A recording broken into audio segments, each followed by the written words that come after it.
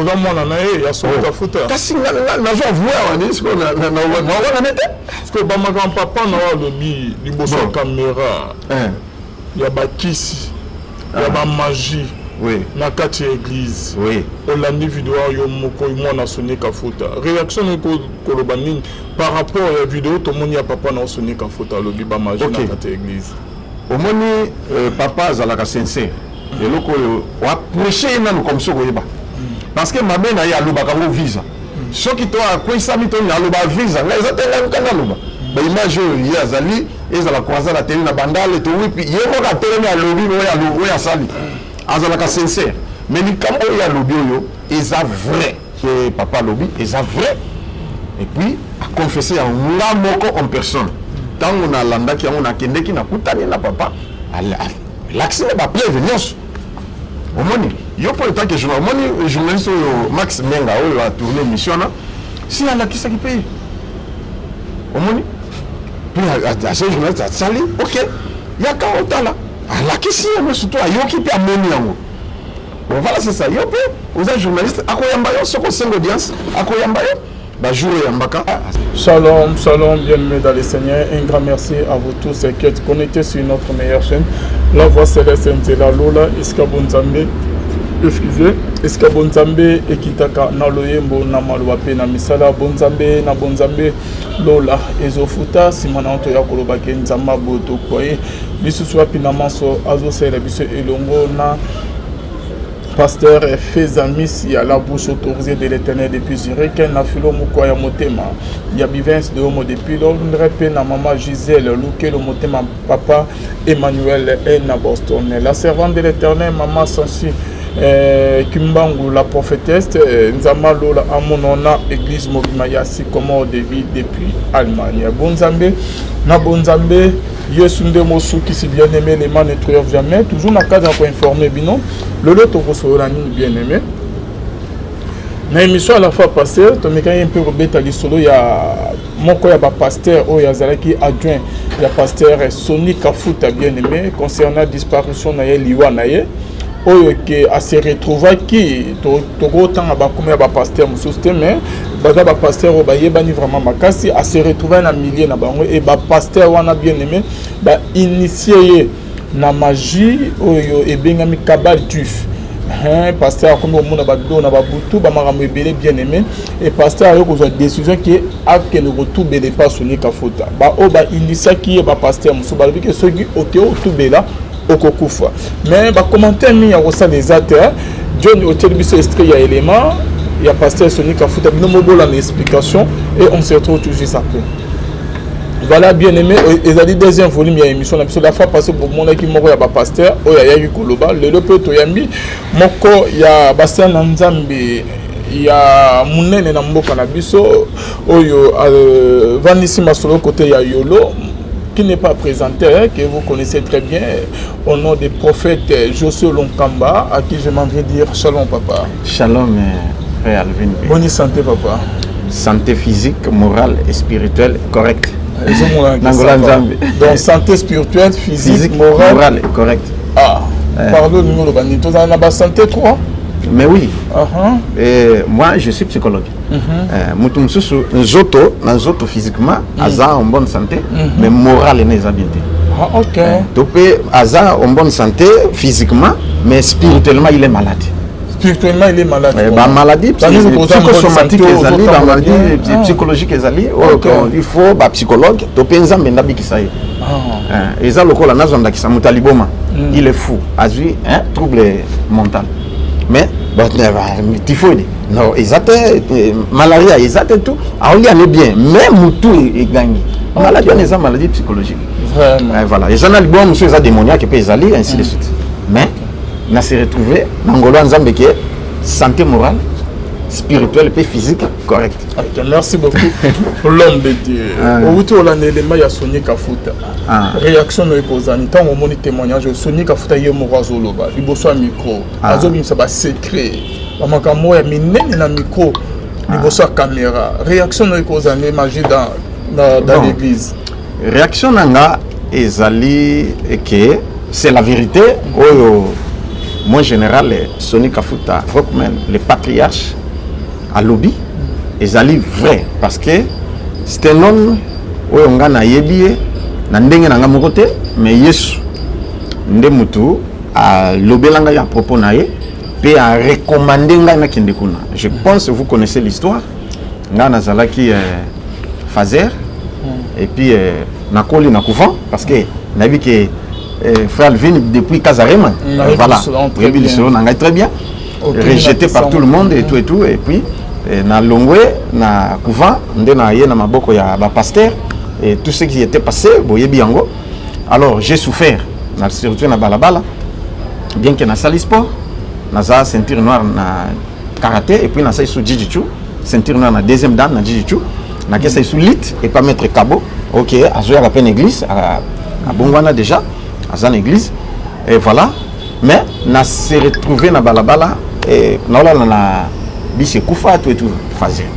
J'ai demandé même la mort parce que na circulé ba église belé ya koluka délivrance mais na monaki le côté mais la nuit là na ya pona biskamba na bise kufa wana na koma boye on a vendu l'épave donc na telenga pe mbula pe zobeta bon ce qu'on a kimina luka place ndé na yeko batama na véranda ya bato moko bien que ça va 22h30 on a déjà vu tolanda ba 40 22h40 na batama na véranda comme kaboye mais ce qui mbula zana mupepe ce qui yé heureusement bato balali bakangi ndako ce mbula yé et police nga est-ce qu'on a batama na tiabo alors tant siko yé lisusu na poli na kinati mutu atelemi liboso na ngai ata okanyimi so soki mutu atelemi liboso na yo o sentir na sentir comme mutu atelemi na baluka miso boy Jésus Christ en personne nde aye ko yebisa ngai que va chez mon serviteur il va prier pour toi et tu verras quel serviteur Sony Kafuta Sony Kafuta voilà. OK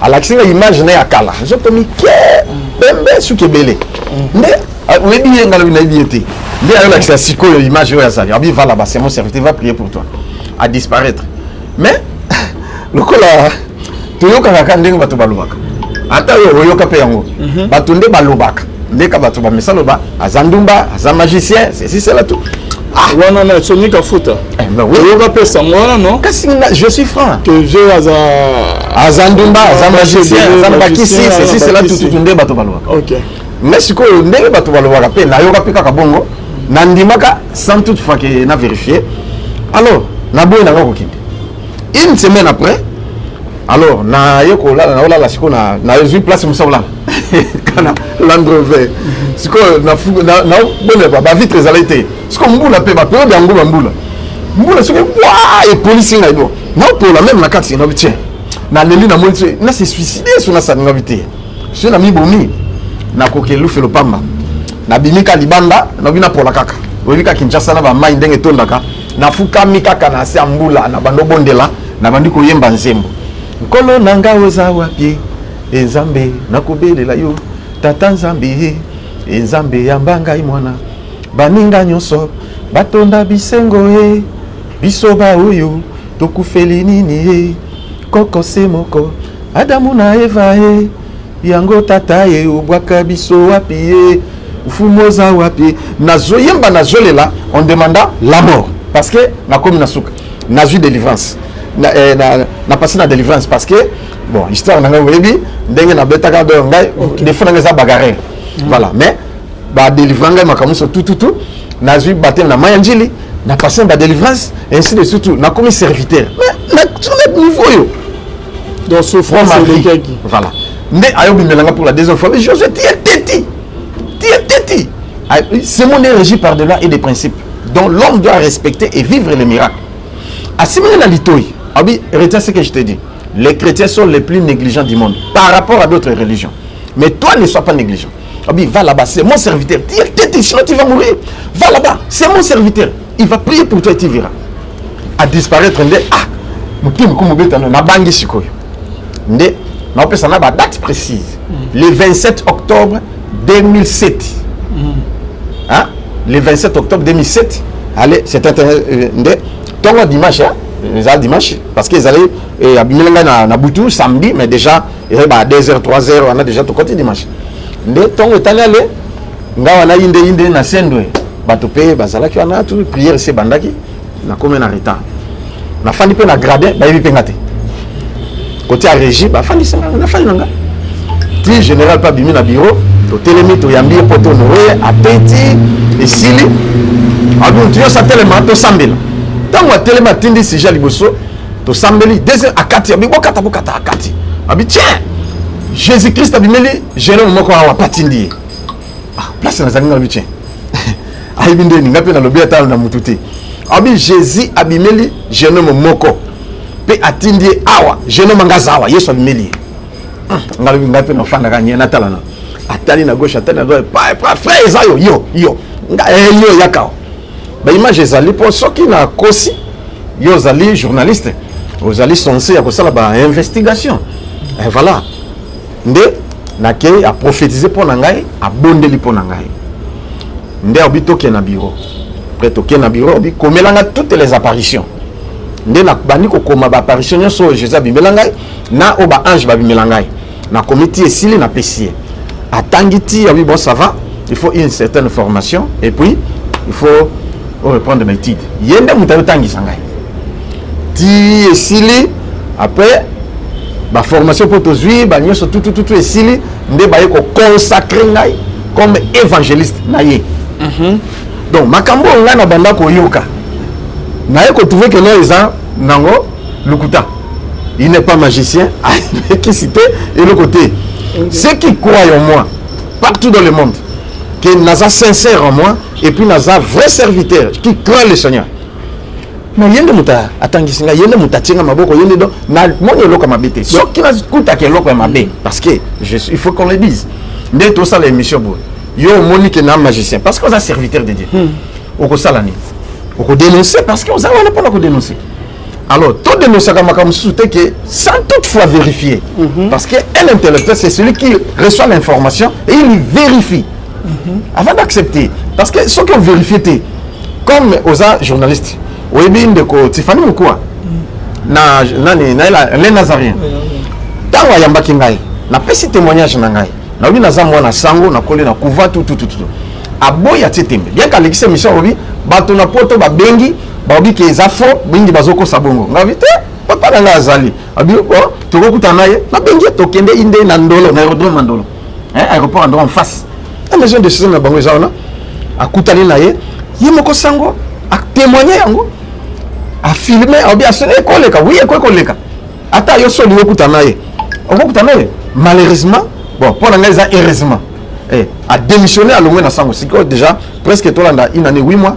et à peu près 2 ans yango azana ipen donc soko lilomo naye okomona ye parce que je suis franc à ce que moi je dis alors génération ni kafuta et loko yo ya lobby ya ko dénoncer likambo oyo ezali vrai donc yo dans mon soni kafuta spirituel mais oui donc au moins na ye ya soni kafuta kasi na zo voir on est ce qu'on na wana nete parce que ba makam papa na lobby liboso caméra ya bakisi ya ba magie oui na kati église oui olandi vidéo yo moko mo na soni kafuta réaction ko kolobanini par rapport ya vidéo to moni ya papa na soni kafuta lobby ba magie na kati église au moni papa azalaka sincère et loko o approcher nanu comme ça koyeba parce que mabe na ya loba kango visa soki to akwisa mito ya loba visa nga ezatenga nkana loba ba image yo ya azali ezala kwaza la télé na bandale to wipi yemo ka télé na lobi o ya sali azalaka sincère mais ni kambo ya lobi yo eza vrai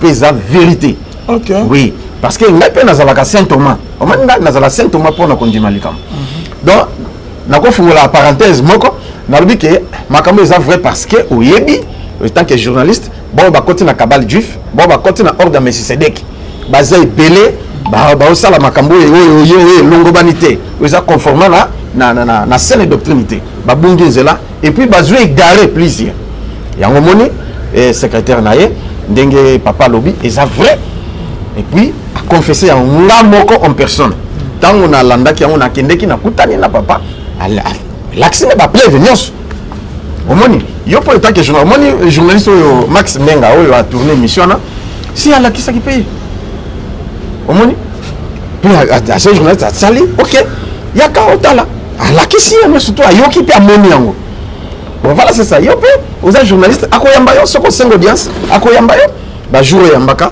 ako recevoir yo bosololi ya on a lobaki na fungola parenthèse moko avant tokende na makomi webi ke batubele balobaka ngai nakendaki na lufelo namoni Mobutu namoni nini mais ngai nakoloba lufelo ezate lufelo ezali na sens que eza vide il n'y a personne dans l'enfer lufelo proprement dit oyo Bible zoloba ok l'enfer proprement dit ok nzambe ya kokanga satana na ba démon na batu mabe obwaka na lufelo ata ngungi aza kuna te parce que eza vide bato basa la confusion na lieu de tourment na lieu de repos.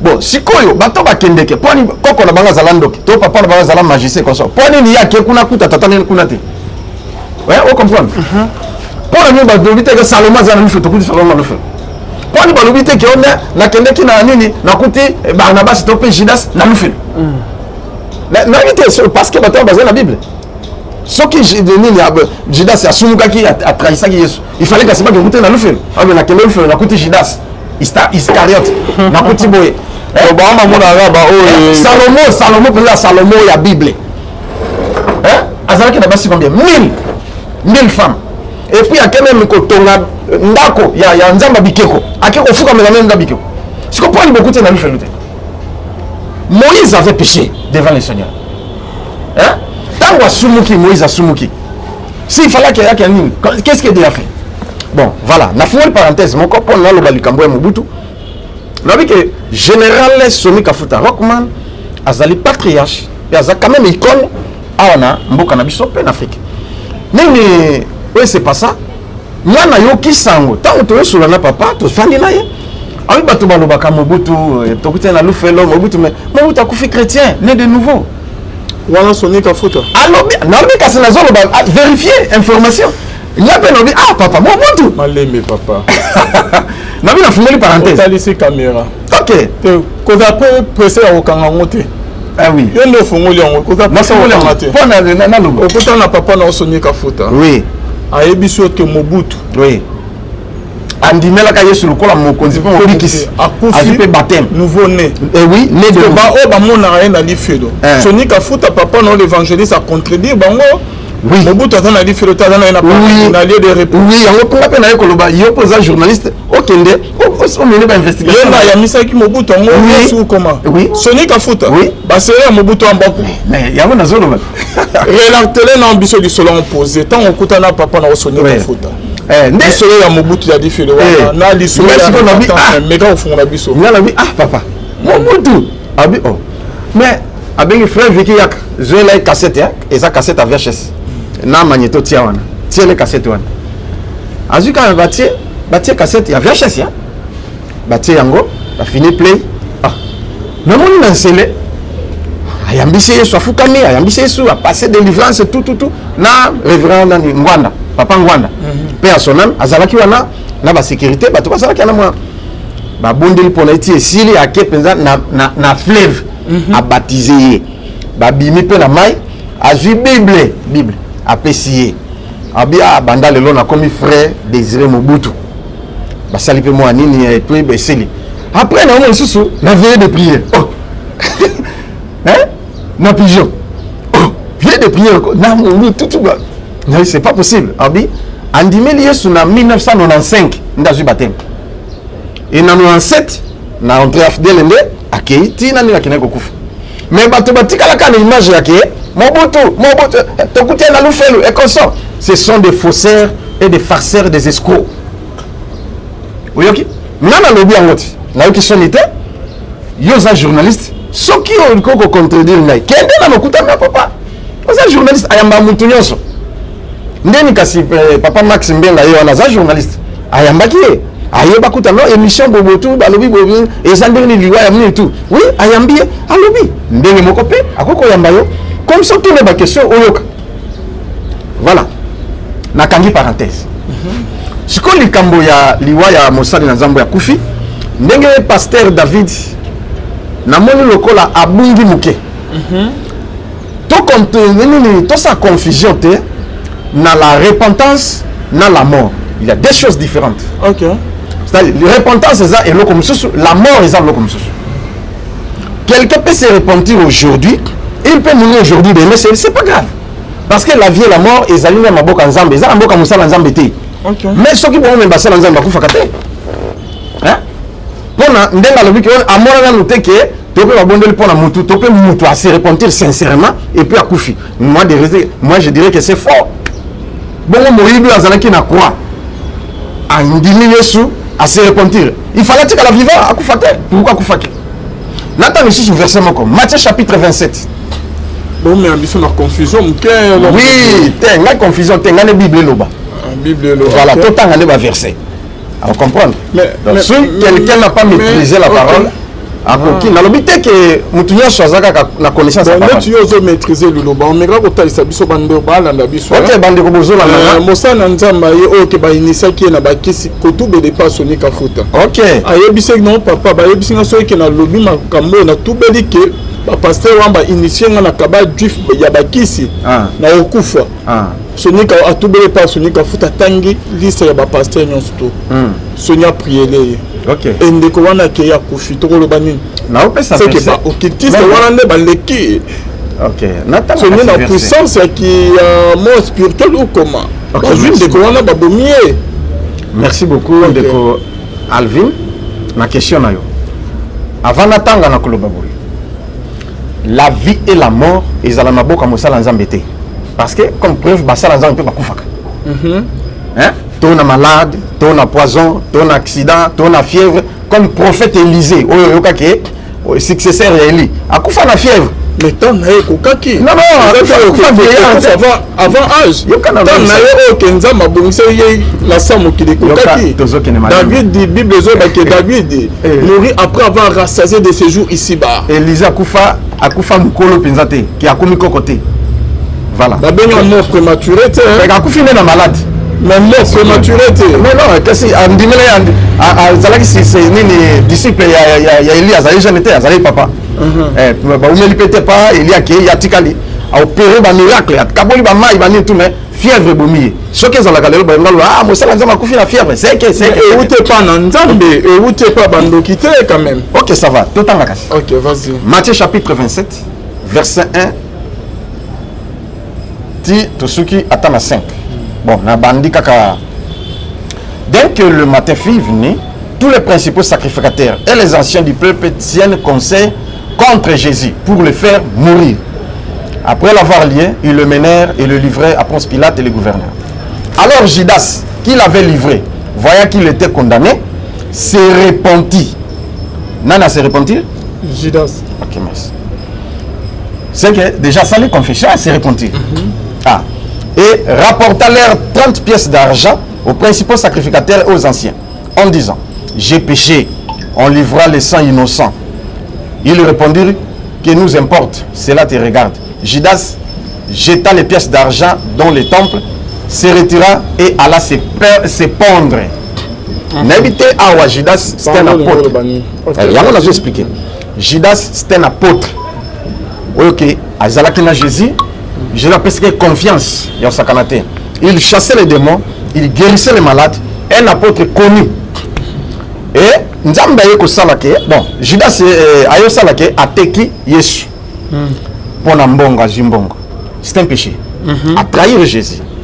Mais, tant que que bakangi pezako et puis ba condamné à mort, ah, la salimabé, Nzambe limbi sangai.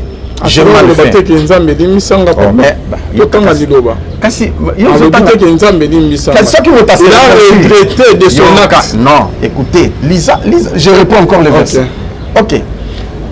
Il avait livré, voyant qu'il était condamné, s'est repenti. Si ça aide, non. Et il rapporta les 30 pièces d'argent au sacrificateur en disant: j'ai péché. On livra les sangs innocents. Nous t'as reconnaître que la salim a na se repentir. À se repentir. Moi, on se repentir, papa, il a dit que on regrettait na ilo comme au liboso. Bon, écoutez, qu'est-ce que la confession? Ce qui nga na yoka. On confesse ma peine na yo. OK, vas-y papa. Na yoka téléphone. Hein? Na ke te. Na ibi Alvin ndete vous en avez bien. Te. Na ye. Alvin. Au luki téléphone et tout mais ndete va nous ça l'émission. Ah, je regrette. C'est moi qui avais volé. Je me réponds. Téléphone Yango. Na regretté na acte na salaki. Mais c'est ça la confession. C'est ça la confession. Et il y a d'autres personnes. Et ça, nous tous, aïe, mais à regretter l'été. Na pas exemple monsieur. Parce que, hein, voilà, il faut dire qu'on a l'eau. Parce qu'il y a un lobby versé. Parce qu'il n'a pas ça c'est ça. Ok, c'est se repentir la question que je termine. Mais qu'est-ce qu'il a confessé? Écoutez, le verbe confesser, c'est-à-dire parler au lobby en gros. Mais il a confessé devant les. Il n'a pas confessé l'homme de Dieu. Waouh. Écoutez. Pierre Alobaki. Pierre pas Lobaki.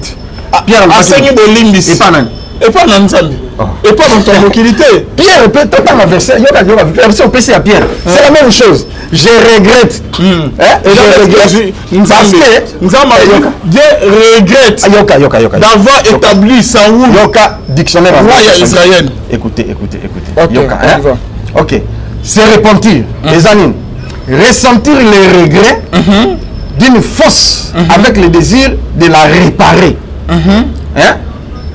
Et où il n'a plus retombé. Il y a un de la réparer. Ok, vas-y. Deuxième année, regretter. Repentance, c'est quoi?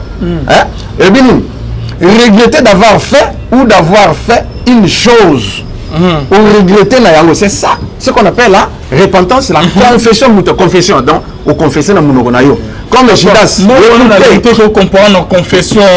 C'est dans la dictionnaire confession de qui signifie déclarer ses péchés au tribunal de la pénitence. On a ça mokili. Il reconnaît une faute, un crime avoué. Il y a des personnes qui regrettent et l'homme a ça mais l'avocat du diable. Mais écoutez, il y a un journaliste.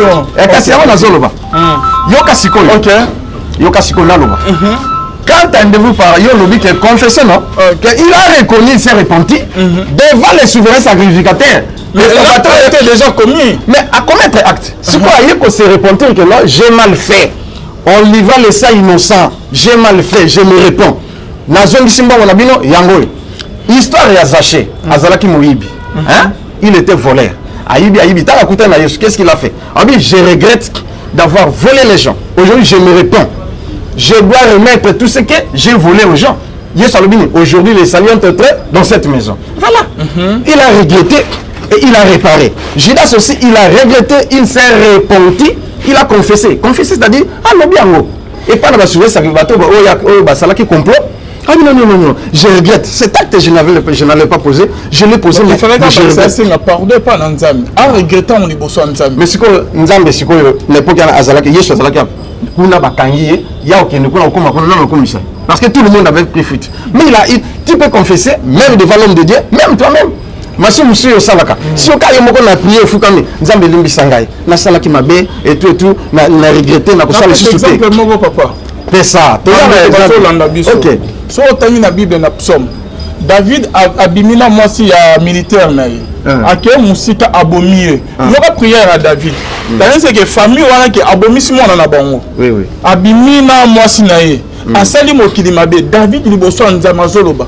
C'est contre toi l'Éternel Dieu que j'ai péché.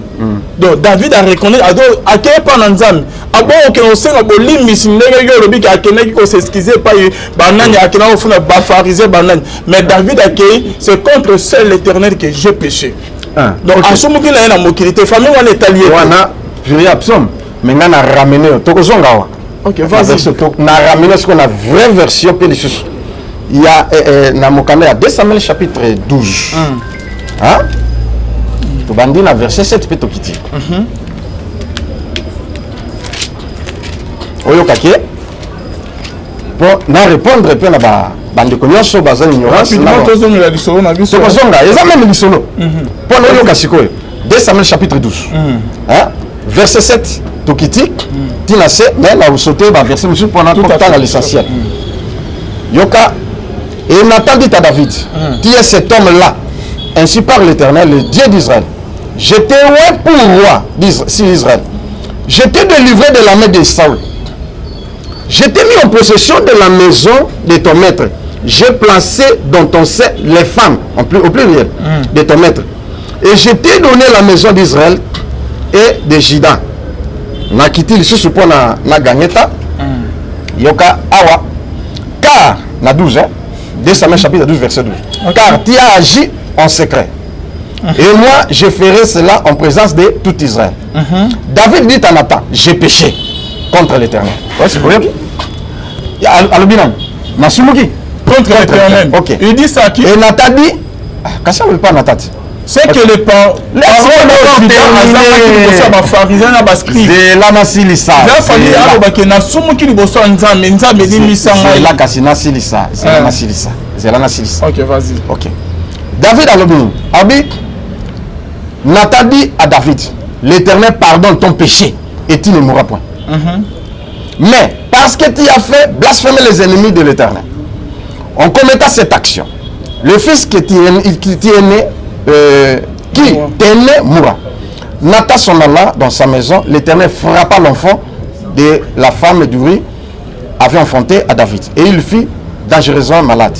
David pria pour l'enfant. Il gêna et il rentra, il passa la nuit couché par terre.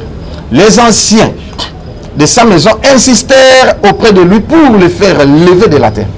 Mais il ne voulut point avec eux. Le Seigneur, le 7e jour, l'enfant mourut.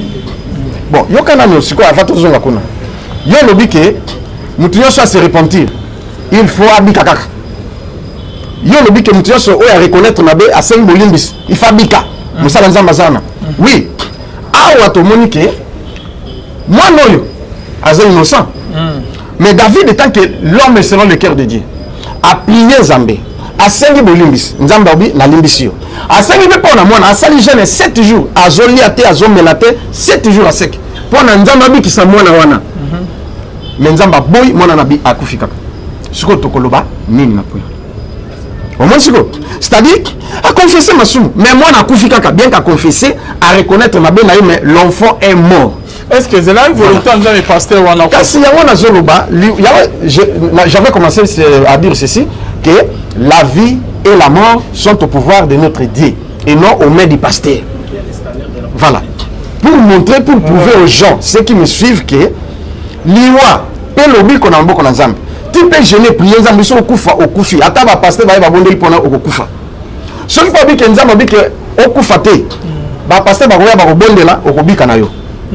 Voilà, c'est ça, pour dire que tu peux confesser tes péchés aujourd'hui, mais si Dieu décide que tu dois mourir, il doit te tuer, tu meurs. Voilà. Et donc, on a Matthieu à Wanga dans le biquet, on dit tout le temps qui verset, noir sur blanc, Judas a reconnu. Pour reconnaître faute, et Zali Kakate qui est nul, Awa, là, les Zaché. À ce moment-là, ici, nous avons mis ça dans la qui va monter. Quand la verset est là, non, Judas. Kasi yango la vie et la mort ezalaki pa na balance ya Nzambe na maboko na ye. Donc ndenge ozali boye ezala lisumu mususu osali osengi bolimbisi Nzambe alimbisi yo. Na mususu Nzambe boyi. Si pe Nzambe boyi kolimisa. Mais oui. Balobi que so reconnaître ma be na yo o avouer Nzambe alimbisi ndenge ko ba ke reconnaître ma be na Nzambe alimbisi. Proverbe chapitre 28 verset 13. Et lobi si tu reconnais, celui qui avoue cette transgression, il reconnaît cette transgression et les délaisse obtient miséricorde. Mais il y a encore d'autres péchés que Nzamba au Saliango, Nzamba dimita ko kufa. Et si on a alimbisio, alimbisio na bomio.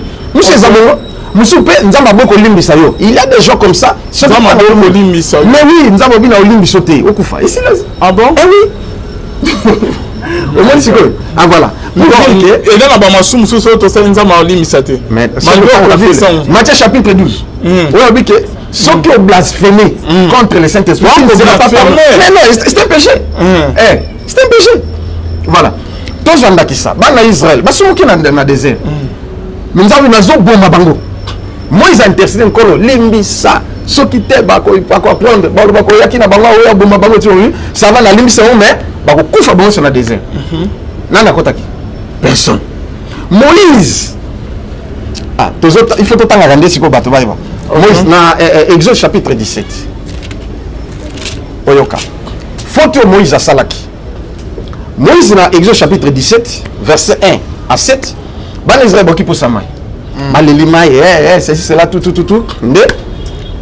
nzambe zwani nzete beta na nini ya bati mai bimi bameli baswani saki Moïse tango tolongo yana toke na mukanda ya Nombre chapitre 20 olanda sikoyo pourquoi Moïse akotaki terre promise te nzambe alimbisi mabe ko kufa ka kokota te asenga bolimbisi na Nombre chapitre 20 banana verset 1 à 13 mais pour gagner le temps parce que c'est une émission olanda on a sauté dans le verset 7. L'Éternel dit, parla à Moïse et dit, prends la verge et convoque l'assemblée, toi et ton frère Aaron. Vous parlerez en leur présence, ça dit au rocher, vous parlerez et non, vous allez frapper comme autrefois. Ah, Yoka. Vous parlerez en leur présence au rocher et il donnera des eaux. Tu feras sortir pour eux de l'eau du rocher et tu abréveras l'assemblée et leur bétail. Moïse prit la verge. Yoka frère Alvin, aux serviteurs. Moïse prit la verge qui était devant l'Éternel, comme l'Éternel le lui avait ordonné. Moïse et Aaron convoquèrent l'assemblée en face du rocher. Et Moïse leur dit, Yoka lui sur place et bandi, il y a Moïse. Écoutez donc, rebelles, est-ce que de ces rochers que nous vous ferons sortir de l'eau, déjà, gaffe. Au moins, à faire croire la peuple ensemble était que Nzambe ya salaki kuna yepe atini ngai pona bimisapema ya lubina loba. Ole ka loba, habiti parlera au rocher. Kuna na 17 habiti frappera les rochers. Mais habi tu parlera. Il faut tous on Nzamba zoloba. Mais la tosité yoka. Puis Moïse leva la main et frappa 2 fois les rochers avec sa verge. Non contredit bateau Moïse a sounou pour attaquer rocher 2 fois. Non, c'était pas 2 fois. Parce que c'était pas la raison. Nzambe bisagende aloba kaka na rocher. Mais quand on a 17 Exode chapitre 17 on dit bêta le rocher. Mais on Nzambe tu parleras au rocher et non tu vas frapper des fois. Mais à Salini alors albem ba rebelle est-ce que nous va comme na kanda na yale abeti pa 2 fois. Il sortit de l'eau et bana bamel. Yoka siko. Alors l'Éternel dit à Moïse et Aaron, parce que vous n'avez pas cru en moi. Bah quoi attendez-vous parce que Moïse a l'obaki mabe oyoki maloba. Pour me sanctifier aux yeux des enfants d'Israël, vous ne ferez point entrer cette assemblée dans le pays que je lui donne. Moïse a gaffé et c'est la raison pour laquelle à côté quitté. On a qu'à mon nzama l'accès à mon yakufi. Mais tant yakufi, qu'est-ce qui s'était passé? Il y a un mystère qui s'était passé. Jude chapitre 8. Hein? Natanga. Non, au corps, le banayo, problème les autres. Il faut tout le rapport à Banazan, peut-être à Tango sauter, mais quand même, tout le rapport à Banazan va comprendre un mystère. Tant aussi Koyo, Moïse Akoufi, Yokanano Makambo Zolo Bana Mokanda Jid, et dans le chapitre terre, et dans le verset. Malgré cela, on a verset 8. Ces hommes aussi, entraînés par leur rêverie, suivent pareillement leur chair, méprisant l'autorité et injurient les gloires. Or, l'archange Michel, lorsqu'il contestait avec le diable et lui disputait le corps de Moïse, n'osa pas porter contre lui un jugement injurieux. Mais il dit que le Seigneur te méprise. Moïse a koufi, mais il a péché. Pourquoi Moïse n'a pas fait le bateau bien que dans l'enfer, il n'y a personne dans l'enfer. Même Ngungaza dans l'enfer. Mais Satan a eu Moïse parce que Moïse avait péché. Mais qu'est-ce qu'il a fait? A-t-il l'archange Michael? N'est pas comme qu'on dispute. Na dispute, Satan le col a dit que ce qui n'a fini, il y a zone qui n'a gil, ma casse ici, la nose de bien maintenant. Mais tant la fini, archange a bien. Nous avons foutu. D'accord. Ok. Voilà. Au côté du solo à Moïse, au banane du solo à Judas.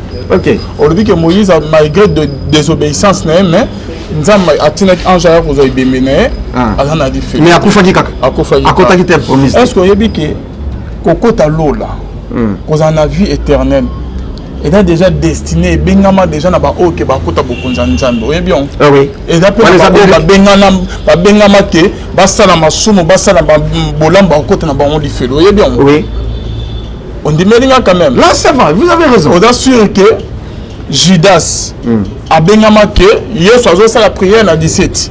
Il ne fallait pas qu'il soit né, oui. Lorsque j'étais, Jean 17, 12, lorsque j'étais avec eux, dans le monde, je l'ai gardé en ton nom. Oui. J'ai gardé ce que tu m'as donné. Et aucun d'eux ne s'est perdu. Sinon le fils de perdition, afin que l'écriture fût accomplie. Ok. Judas a bien déjà fils mort, il y a perdition. Il y a perdition, oui. Attends, le but qu'il se repentir. Prévenir aux gens que Judas a côté l'eau. Ok. Est-ce que Nana l'obité Judas a côté l'eau. Ok. Ok. Nalobaki à se repentir. À se repentir à Sengi Bolimbisi. Ok. Hein? Mais à Kufitaka. À Kufitaka. Oh, tant la Sengi Bolimbisi. Est-ce que l'homme est sauvé? Écoutez, frère Alvin. Tout comme Nzamba Kolimbisa ye, Ndenga Sengi Bolimbisi natika ye, à vivre le sous. Mais parce que le pasteur David a dit que ceux qui au Sengi Bolimbisi sincèrement, il faut bika au Kufate. Mais si on a mon Judas à Sengi Bolimbisi mais à Kufitaka. Il fallait tirer la casse. Comme Caïn. Caïn avait péché. On livra son frère. On tua son frère. Écoutez. On tua son frère. Mais il avait regretté. Mais Nzamba tiki abomiété. Abi, Mbota Kobomayo, nous allons venger 7 fois. Ate Azaraka Bongo. Puis, Mikoyeso a Kanoku Fama Bisogundeni. Mais à Koufakate, pour dire que Moussali Nanzambe, les gens sont venus à foutre. A échoué. A échoué. Liboso ya ndeko ya tout la bakisi. Alors que papa ba yebisinga que so na tout be na okufa. So na yebisi que ba kosi okufa te. OK. A tout be nyon so atana ba kuma ba pasteur après prière ya soni papa ke ya kufi. OK. Yango siko na zoloba. Soni donc dire Cécilie échoué. Yokana na loba nanu. Yokana loba. Na makamba confession parce que ngala za basé na makamba délivrance. Je reçois plusieurs cas et on délivre plusieurs personnes. Mais yebaka bien. Na makamba loi ils ont dépend dans Zambé. Yonde ngozawe tonga na go compêcher Zambé volonté na été. Tout comme Nzambe yemoko ako sala autrement. Dans quel sens? Mutu a reconnaître mabe. Azalaki na mabe na masumu abunga kinzela. Aye atubeli ayamboli. Nzamba limbisie mais Nzamba zui amenaye. Pour qu'Aza va sauver. Si qu'on puisse toujours condamner ba serviteur na kati na rien. Or, la vie et la mort, ils ont il y a un Zambie. Et bien, on dirait que des occultistes, voilà, balongi. Du côté. Yes, balongi, et salité, balongi, ndenge na tangi verset où il y a Gide, Satan a qui a réclamé nous autres, il y a Moïse. Parce que nous avons péché. Mais qu'est-ce que Dieu a fait? Agi, encore il y a serviteur. La même chose aussi, nous sommes à nous sur vos motos. Nous avons analysé, analyse nos corps, et les humains. Mais ils ont quand pas dans Zambé, l'homme de Dieu a été sauvé et Dieu l'a pris. Habitez, soit il a tiqué. Comment vous l'avez fait? Soit il a tiqué, oui. Mais Dieu nous parle. Yokana bisa. Mutumiso koza lake, babundishio, ainsi de suite. Mais, bâtir le poison, ainsi de suite, tout par la koufati, et si Nzambaye, Abi, que ton âme repose un peu. On a prié pour lui, il a confessé. Mais Nzambaye a menaillé. Mais avant d'y aller, je vois les anges sont venus me prendre. Voilà, dis à ma femme, tout, ainsi de suite. Beaucoup de Nzambe, tout ça, la bêtise, tout, moi je m'en vais. Et accueil. Voilà, pour dire que, l'Iwa Moussali Nzambe, et Koko Zalapé, Nzambe Mokonde, Moutazui. Même Jida, c'est même Jida, oh, kasi, Bango Bako Boma, il se soutient. Parce qu'il y a comme dans Maboko Nzambe, c'est Dieu qui l'a pris. Dieu s'est décidé à joyer. Même lui, il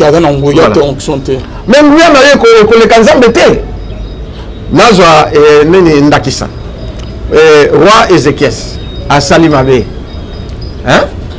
Abeli, maladie fait à l'Iwa. Les vrais prophètes, Esaïe, Aye Koye Bisaye. Non, tu mourras, tu laisses des ordres, tout. Mais voilà, Ézéchias, ça sert à ma bête, papa. C'est la ma bête, on qui mais abattu, ok, vas-y. Quand aussi, le prophète a qui, il y a abondé l'incolo Kaniselanga. Kaniselanga tabola mona sala. Na lingina kufate. Ndenzambabi, na nezai, zonga. Keko bisaye, au kufisute. Est-ce que l'Iwa est dans le Esaïe? Non, l'Obi est dans le Esaïe? Non. C'est dans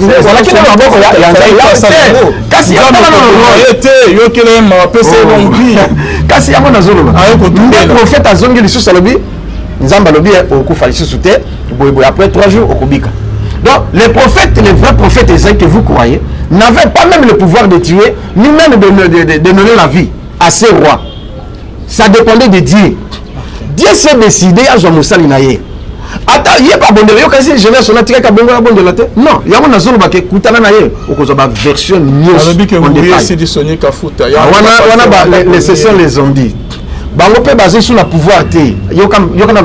Attends, maman Abotio, toi papa, Soki à l'okio.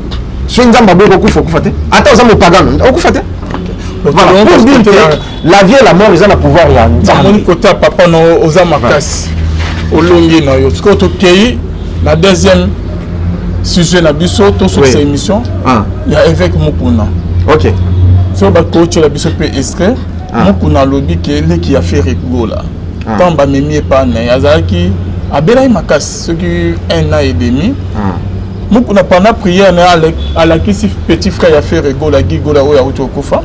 Na moni maladi na eza ya molili bakange musika balingi baboma ye mais biso tozo prier ndeko robika komi déjà rozonga quelques jours après ndeko akufi siko to lo bani mukuna na onction na akoki ko délivrer ndeko bakangaki na bandeko balingi baboma ye te bon to esalamine to lo basu.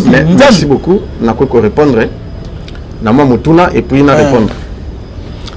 Bino bato bolanda ka émission nyonso parce que nalandaki yango et puis nalandaki émission mususu oya zolo bake babondeli po ndeko ndeko abiki tango abiki bayebisi ke ko kende lisusu na répétition te to nini il faut ça la makambo na yo mais kuna ko kende lisusu te ndeko abiki akomi bien na prière basalelaki mais ye na sentiment na yemoko na volonté na ye akeko kende susu na répétition te bala de ye wana après malade akeko kende répétition te papa passer mo ko enseigner bien wande ndenge na la totalement te voilà pour dire na mokanda lik chapitre 4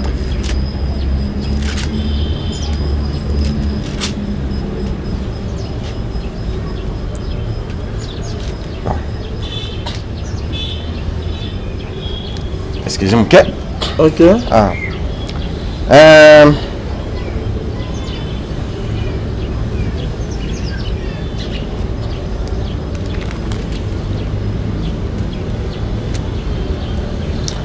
Ils ont dans l'histoire, moi, Matthieu chapitre 12, verset 7, verset 43, pardon. OK. Matthieu chapitre 12, oui. OK. Nathalie, verset 43. Lorsque l'esprit impur est sorti d'un homme, il va dans les lieux arides, chercha du repos, et il n'en trouva point. Alors il dit, je retournerai dans ma maison, d'où je suis sorti. Et quand il arrive, il la trouve vide, balayée et ornée, il s'en va, et il prend avec lui 7 autres esprits plus méchants que lui. Ils entrent dans la maison, s'y établissent. Et la dernière condition de cet homme est pire que la première. Il en sera de même pour cette génération méchante. Qu'est-ce qu'on analyse version que de la peau.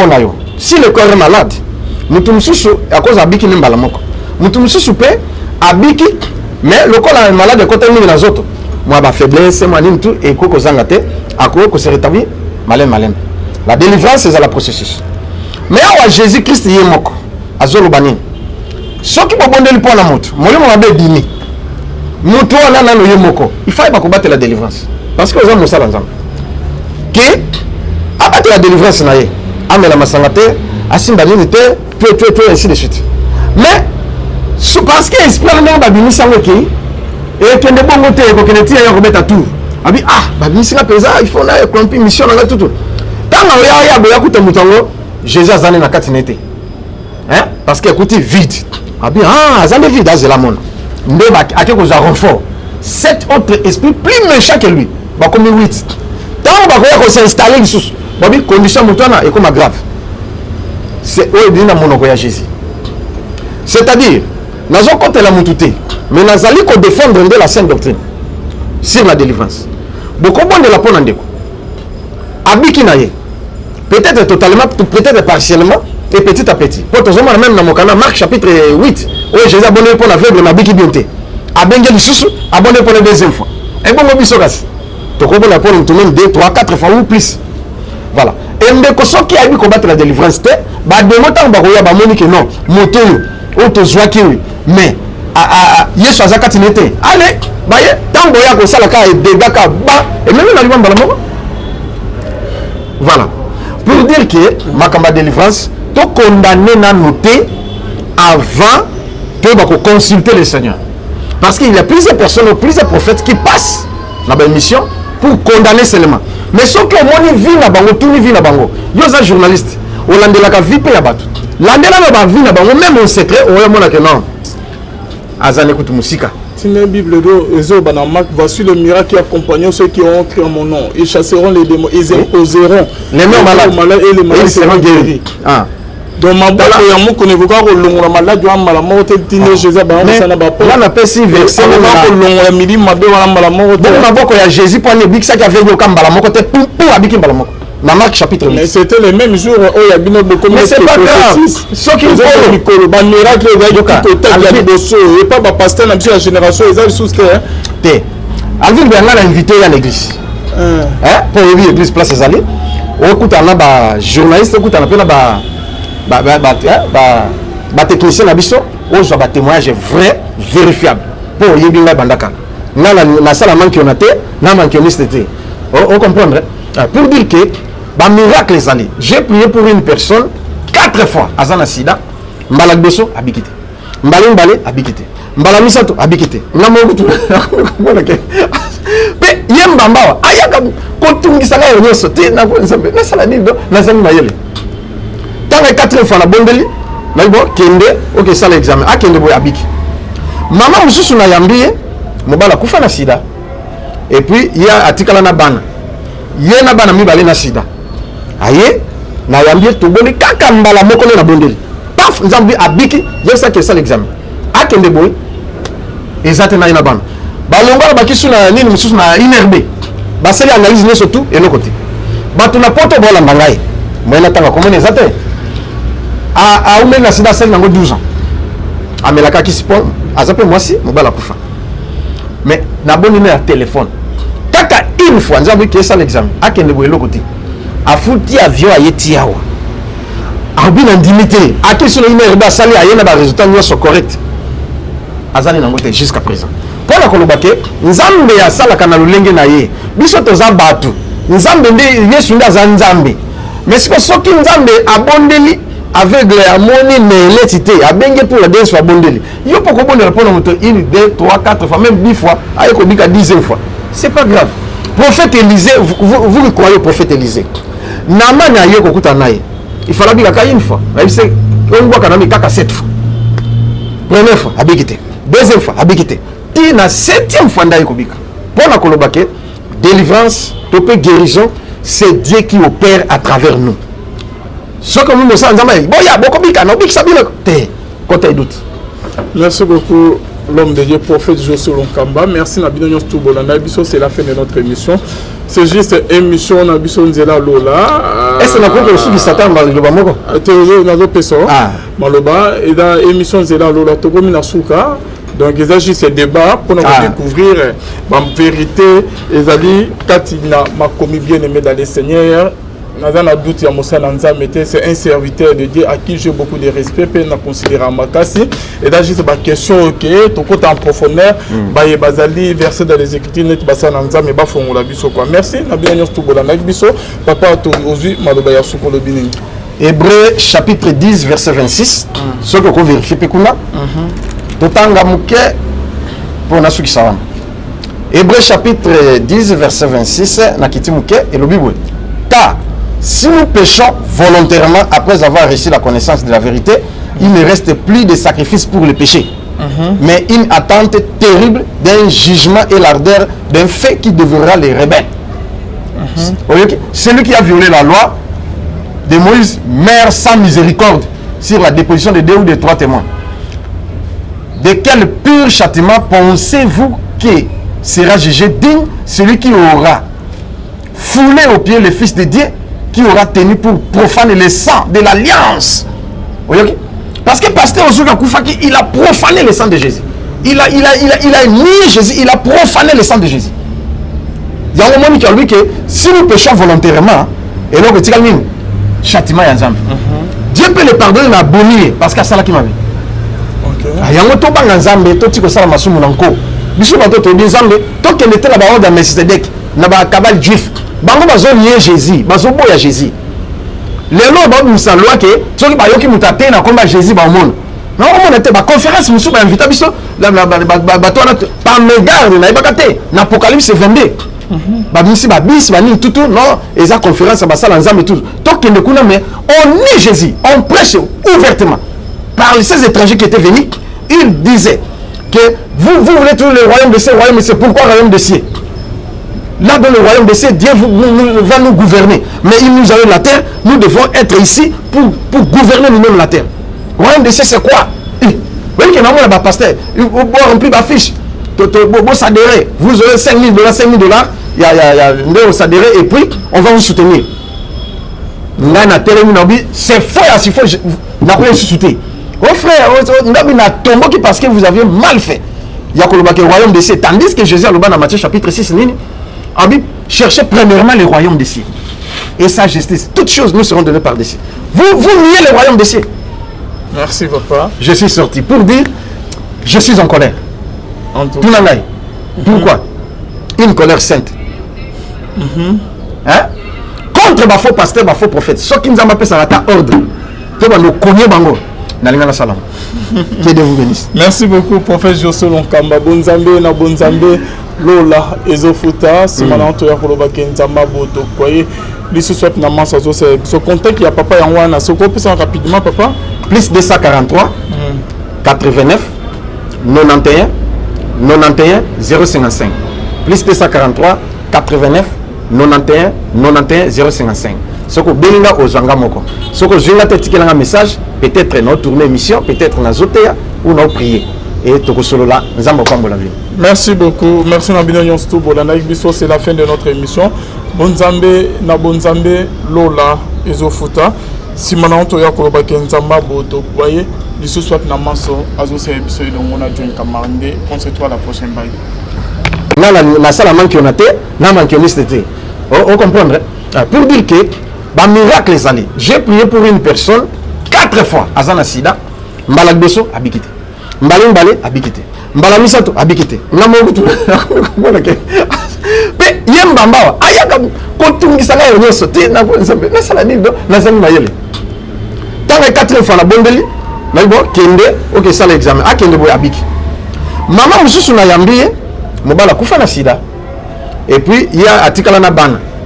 Yena bana mi balé na Sida. Aye, na yambie toboni kaka mbala moko na bondeli.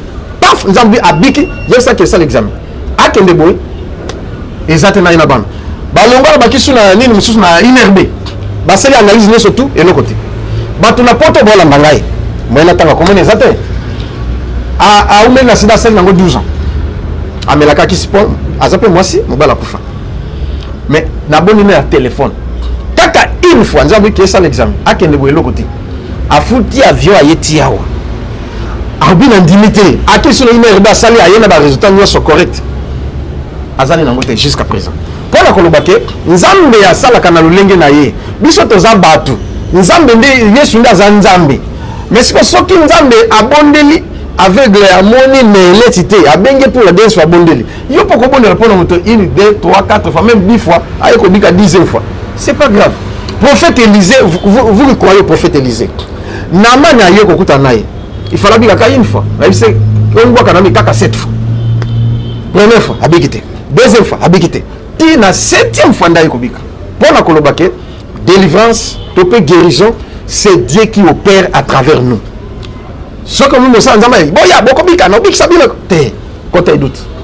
Merci beaucoup. L'homme de Dieu, prophète Josso Lonkamba. Merci Nabino Yonstu Bolana. C'est la fin de notre émission. C'est juste une émission Nabiso Nzela Lola. Est-ce que nous avons reçu du Satan dans le Moko? Maloba. Et dans l'émission Nzela Lola, Togomi Nasuka. Donc, il s'agit de ces débats pour nous découvrir la vérité. Et Zali, Katina m'a commis bien aimé dans les Seigneurs. Nazana doute ya Moussana Nzamete, c'est un serviteur de Dieu à qui j'ai beaucoup de respect, puis na considérer Makassi. Et là, juste ma question, ok, ton côté en profondeur, bah, bazali versé dans les Écritures, net Bassana Nzamete, bah, font la biso quoi. Merci, na bien tout bola na biso, papa to ozu malobaya sukolo bini. Hébreux chapitre 10 verset 26. Ce que vous vérifiez pekuna. Totanga muke pour na suki sawana. Hébreux chapitre 10 verset 26 na kiti muke et le Bible. Car si nous péchons volontairement après avoir reçu la connaissance de la vérité, il ne reste plus de sacrifice pour le péché, mais une attente terrible d'un jugement et l'ardeur d'un fait qui deviendra les rebelles.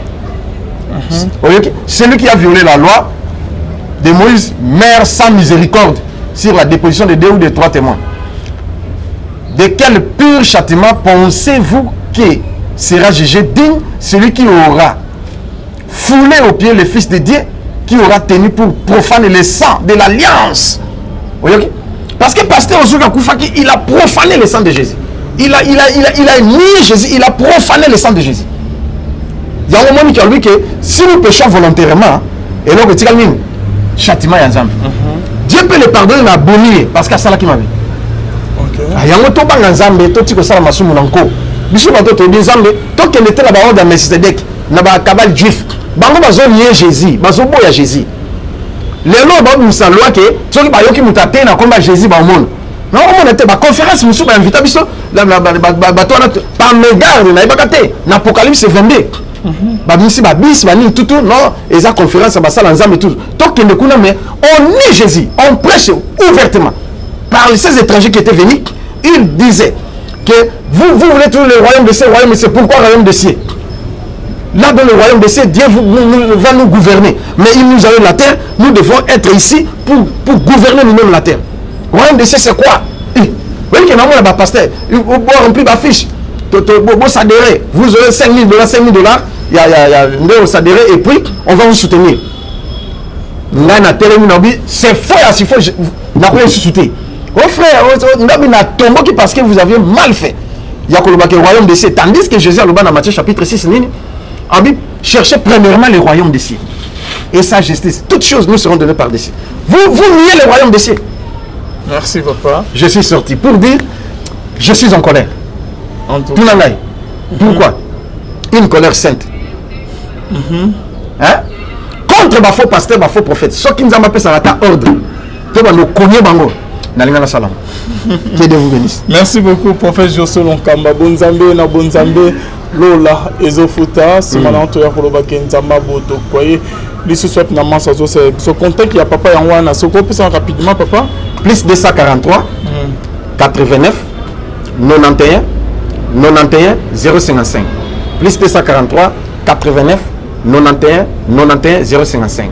Ce que Belinga aux Zangamoko. Ce que je vais un message, peut-être notre tournée émission, peut-être dans Zotea ou dans prier. Et tout solo là, nous avons la vie. Merci beaucoup. Merci Nabino Yonstou Bolana. C'est la fin de notre émission.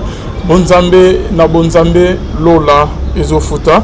Si maintenant tu as koloba kenzamba boto, voyez, l'issue soit na manso, azo c'est épisode de mon adjoint camarade. On se retrouve à la prochaine bague.